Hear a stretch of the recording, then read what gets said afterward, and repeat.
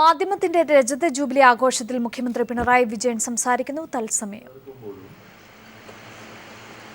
പതിയെങ്കിലും വായനക്കാരുടെ എണ്ണം വർദ്ധിപ്പിച്ചുകൊണ്ട് മാധ്യമ പ്രസിദ്ധീകരണങ്ങൾ കേരളത്തിൽ അതിൻ്റെ വേറിട്ട വ്യക്തിത്വം ഉറപ്പിക്കുകയായിരുന്നു.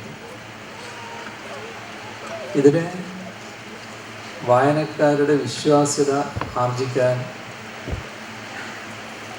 മാധ്യമം സ്വീകരിച്ച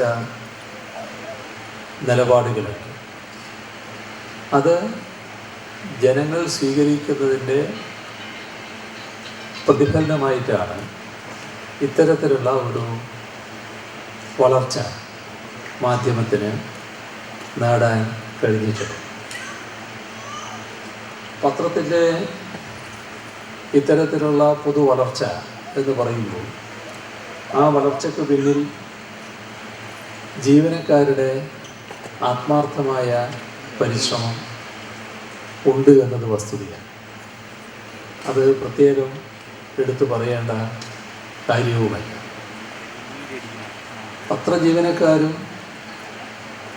പത്രവുമായി ബന്ധപ്പെട്ട് പ്രവർത്തിക്കുന്ന ഇതര ജീവനക്കാരും വ്യക്തി ജീവിതത്തിൽ വലിയ നഷ്ടങ്ങൾ വരുത്തിക്കൊണ്ടാണ് ഓരോ മാധ്യമ സ്ഥാപനത്തിലും പ്രവർത്തിക്കുന്നത്.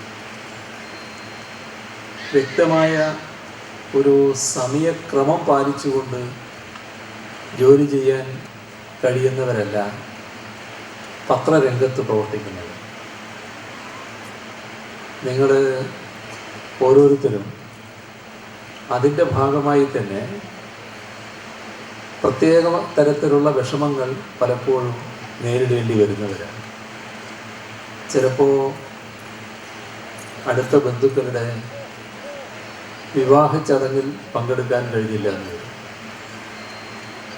വളരെ വേണ്ടപ്പെട്ടവരുടെ മരണം സംഭവിച്ചാൽ ചിലപ്പോൾ നിങ്ങളുടെ ജോലിയുടെ പ്രത്യേകത കാരണം നിങ്ങൾക്ക് ആ സമയം അവിടെ എത്താൻ കഴിഞ്ഞില്ല എന്ന് പറഞ്ഞു.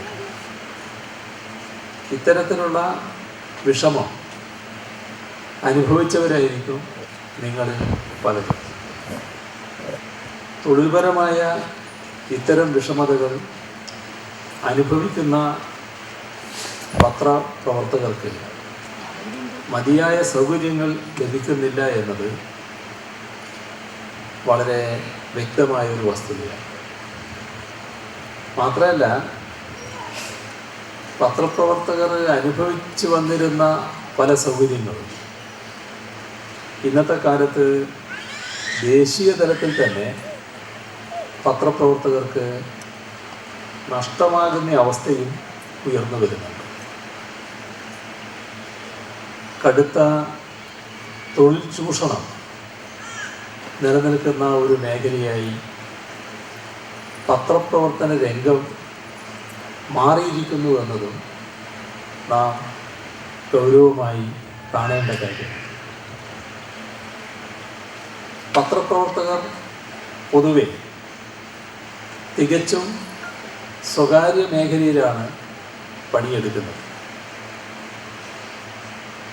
എന്നാൽ പത്ര ഉടമകൾക്ക് മുന്നിൽ തങ്ങളുടെ നിലപാട് പണയം വെക്കാതിരിക്കുന്നതിന് വേണ്ടിയാണ് അവർക്ക് വേജ് ബോർഡ് വേണമെന്ന നിലപാടെടുത്തത്.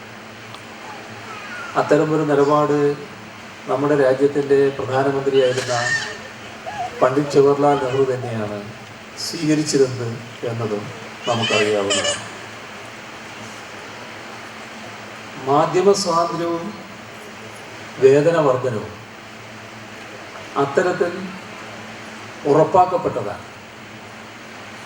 ജവഹർലാൽ നെഹ്റുവിൻ്റെ ഇടപെടലിൻ്റെ ഫലമായിട്ട് കൂടി ഉറപ്പാക്കപ്പെട്ടതായിരുന്നു.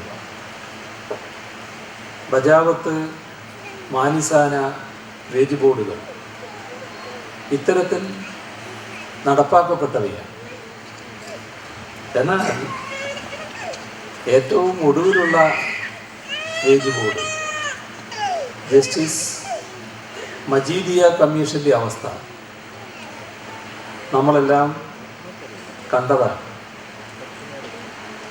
കമ്മീഷൻ്റെ നിർദ്ദേശം വന്നപ്പോൾ ആ നിർദ്ദേശത്തിനെതിരെ